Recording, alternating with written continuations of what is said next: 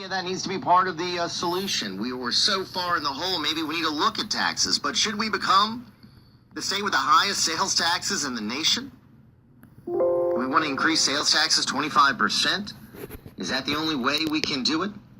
I've got some ideas, but the man who really knows, our expert on the issue, someone who's been fighting this battle for many years, very pleased to be joined by Louisiana State Treasurer John Kennedy, who's with us here in the Ringside Hotline. And Treasurer, good morning. Good morning, Jeff. Great to have you on the program. And it is a crisis, isn't it, right now in Louisiana? It is.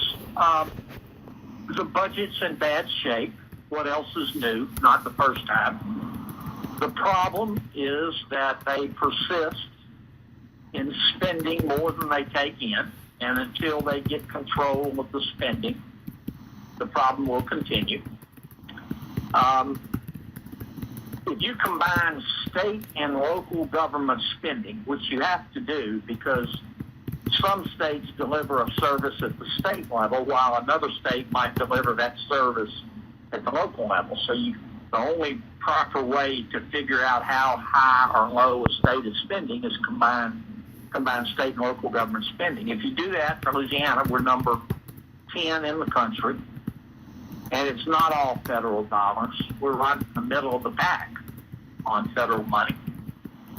I saw the governor's proposal yesterday.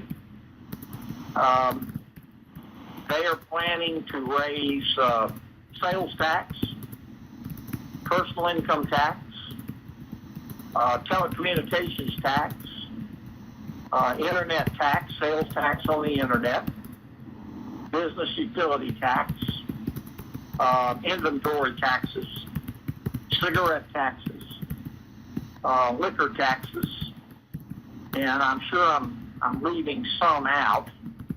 The grand total, I was trying to do the math in my head. The grand total, I think, comes to around $2.5 billion. So let's delve into this. Let's start with the biggie, which I assume would be the increase in sales tax, right, Treasurer? I think the two big ones are going to be the penny sales tax, which will make us far and away the highest in the country, and the income tax. The sales tax, they say, is just a, quote, these are their words, bridge. But they're not going to put a termination date on it. So, you know how that works. Yeah, they say it's temporary, but it turns into being permanent. Yeah. That's going to raise, they think, about $800 million. They want to do that in a special session. The income tax, I was a little unclear about when they're going to do it. I think the regular. They're talking about changing the rates. They're talking about limiting the deductibility of federal income tax and the state income tax. It's kind of a rehash. It sounded a lot like that to me of the Stelly. All those changes will require not all of them, but the big ones will require a 2/3 vote of the legislature, and some will require changing the Constitution. I think the federal income or the state income tax changes will require a vote of the people, so we'll see what the people think. Now, Treasurer, do you favor any of these tax increases? No. Okay. I think we have a moral obligation to demonstrate to the people of Louisiana that we have got control of our spending. And we have not done that. I don't see any indication that the powers that be now in Baton Rouge are going to try to do that. They're not going to do anything about consulting contracts. They're not going to do anything about the fact that we have too many generals and not enough foot soldiers. They're not going to do anything about saving money in Medicaid. I suggested they might want to get rid of the 156 statutory dedications, many of which are just slush funds. That would free up about $488 million. Instead, they don't want to do that. Instead, they want to just cut them by 10%. I mean, I'm not saying cut every one of them. Some of them serve a purpose, but I'd sure go through and whack the ones. Some of that money is going to the Folk Salad Festival and Sunflower Festival. I'd whack all that stuff. It'll mess up somebody's politics, but Have we finally gotten rid of funding for NGOs, or is that still part of the budget? we haven't seen the budget yet. You know, NGOs are still in there. A lot of the NGOs, when they were cut out of the budget, moved over to the departments and just got consulting contracts. But it wouldn't surprise me when we see the final budget at the end of the legislative session to see some of the NGOs come back. Mm-hmm. We're visiting with Louisiana State Treasurer John Kennedy, talking about a big problem. The governor, as the treasurer just pointed out, has released a list of all sorts of new taxes to be put on the people of Louisiana. Now, we'll take some calls in a second at 504-556-9696. Free to jump in here. Treasurer, what about dipping in? I hear that there are two funds that they want to dip into, the rainy day fund and also using money from the BP oil spill settlement. That's true. They want to take, I think, about $130 million from the rainy day fund. It doesn't bother me that much. That's what the rainy day fund is for. They also want to take, I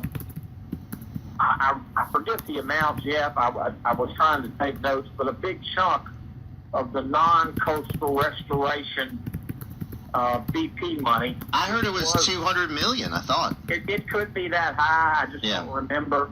That money right now is earmarked for the rainy day fund, I believe, and for health care for the elderly. Mm-hmm. This is going to have a huge impact on the economy. I mean, I'll give you one example. As you know, the maritime industry is huge in Louisiana. Thousands of jobs.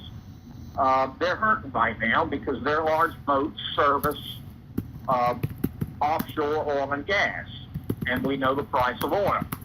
They're all losing money. They're trying to hang on. I talked to one CEO of one of the larger companies night before last. He said if they change the inventory tax, like we think, it'll cost me $10 million a year.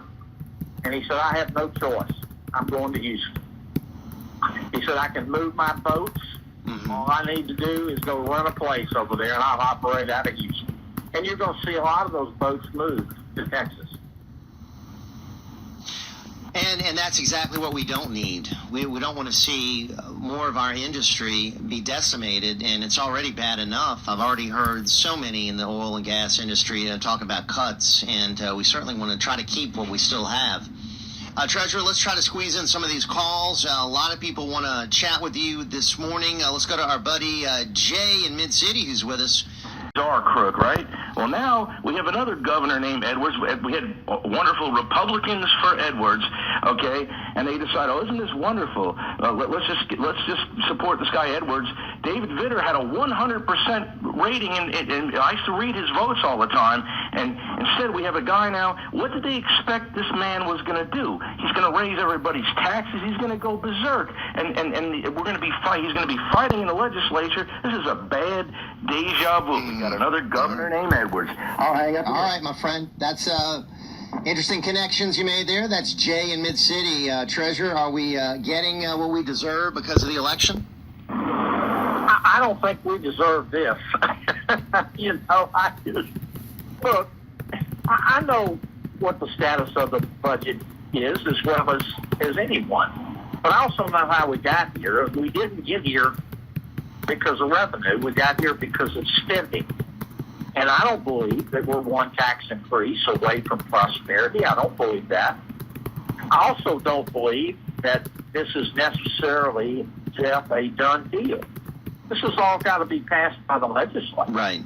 In some cases, a 2/3 vote. In some cases, it has to pass the legislature by a 2/3 vote, and then the people get to vote on it. And I don't believe that the taxpayers of Louisiana believe that we have control of our spending. And they are right. They are right. You're right. They're absolutely correct. People aren't stupid. Mm-hmm. They understand that things cost money, but they don't want to give any more money until they're certain that it's being appropriately spent.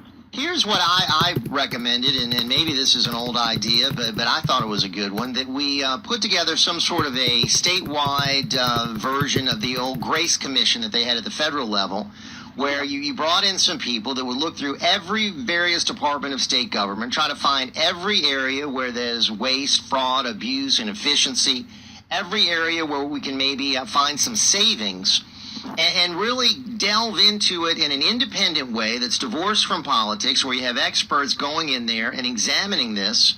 And I think we could find some savings for the taxpayers. I think that's a wonderful idea. I think you would have to bring in a lot of folks from the outside, because the bureaucracy in the state government will fight you. We've done that before. We did it with the Secure Commission in 1995. And we did that with the Streamlining Commission 3 or 4 years ago. You've got to depend upon the mainstream media to actually report it. But the biggest impediment you face with that is getting the politicians to actually do something about it. Right. I mean, Governor Jindal sponsored the Streamlining Commission and then, for the most part, declined to accept any of its recommendations. Right. A lot of good that did. And we spent a long time, hours, hundreds of hours, thousands of hours over a 6-month period, making something like 300 recommendations, and he ignored almost all of them.